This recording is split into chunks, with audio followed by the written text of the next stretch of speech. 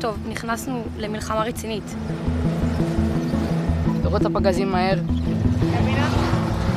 פשוט דורסת את המחבלים וממשיכה הלאה. ויוצאת להתקפה. יש מקלעים לוודא השמדה על כל מה שנמצא במרחב. הפלוגה הורידה באזור 50 מחבלים.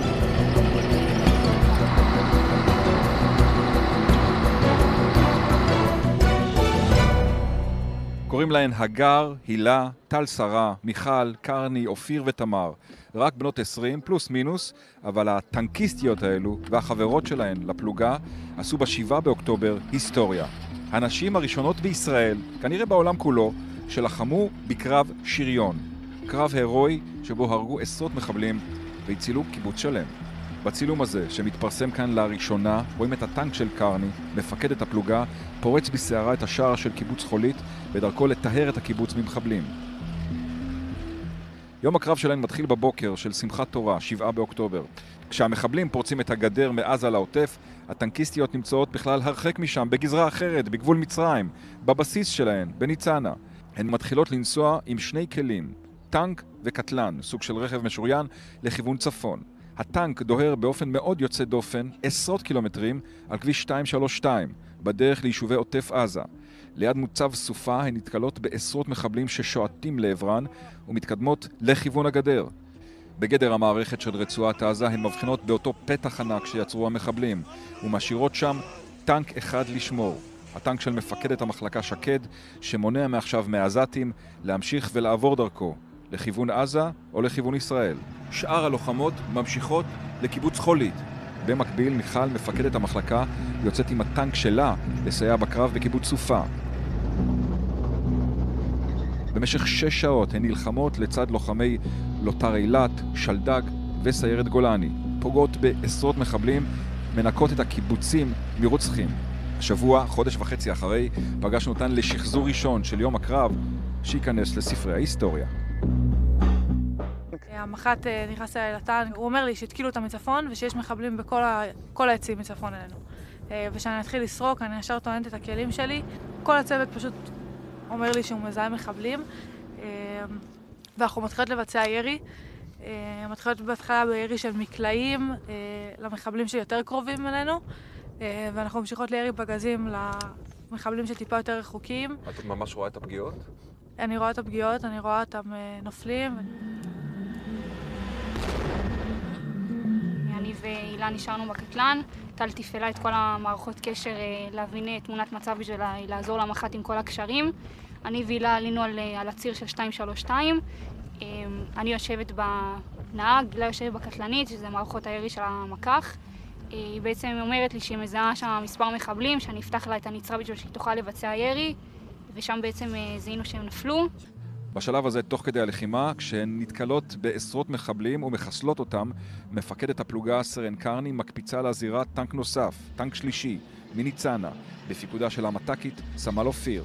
עכשיו יש כבר 3 טנקים עם שריונריות. מה שהפיל את המשקולת זה לראות 50 מחבלים נוהרים לכיווני, לכיוון הרכב, לכיוון הקטלן, לכיוון הטנק. שם מיכל התחילה לנהל מגע עם האויב, ובאמת להוריד כמה חוליות RPG ולבצע ירי פגזים למרחב. יוצאת להתקפה, יש מקלעים לוודא השמדה על כל מה שנמצא במרחב, ואם חשבנו שה50 מחבלים זה כאילו כביכול הסוף, זה רק ההתחלה, ומשם התחיל לגלגל כבר ידיעות על חולית. אנחנו מבינים שככל הנראה שם בני ערובה, מחבלים בתוך היישוב. אני האחור בגדר לא יוצא לי מהראש, אני משאירה שם את הטנק של המפקדת מחלקה, ואני אומרת לה, לא משנה מה שמגיע מאותו ציר, את יורה. יש לך אישור, אם יש לך ספק, כמובן להבחן, אבל לא משנה מה שמגיע מכיוון צפון לדרום, אש שלך, ומתחילה תנועה עם המח"ט ועם כוח של אותה ניצנה לכיוון חולית. הנגד בעצם מזהה 2 מחבלים על הציר, ומדווחת לי שהיא מזהה 2 מחבלים, ואני עומדת לה פשוט דורסת את המחבלים. היא פשוט דורסת את המחבלים וממשיכה הלאה, ומונעת עוד, מה שנקרא, עוד התקרבות שלהם למרחב. ואתה... פשוט דרסתם מחבלים? כן. מגיעים לכניסה של היישוב ורואים את השער סגור, ומגיע אליי חייל לא כאילו מטושטש כזה, רץ אליי בהלה, מרים את הידיים וצועק מחבלים, מחבלים, תכנסו ליישוב מחבלים. ואנחנו פורצים ליישוב, לוקחים תנופה עם הטנק, שוברים את השער הצהוב. ומתחילים לדהור לכיוון ההכוונות עם הכוונות ידיים של אותו חייל, והוא מצביע לי לטור ואומר לי, תראי לשם פגז, יש שם מחבלים. אני שואלת אותו בחזרה, יש שם אזרחים? הוא אומר לי, לא יודע, תראי לשם פגז. אני מחליטה לא לראות לשם פגז, אנחנו מדברים על יישוב ישראלי. אני יורה אש מקלעים לכניסה של הבית. זה בעצם קרב השריון הנשי הראשון בצה"ל. זה סוג של קרב היסטורי, מה שעשית. אז מה? מה זה משנה?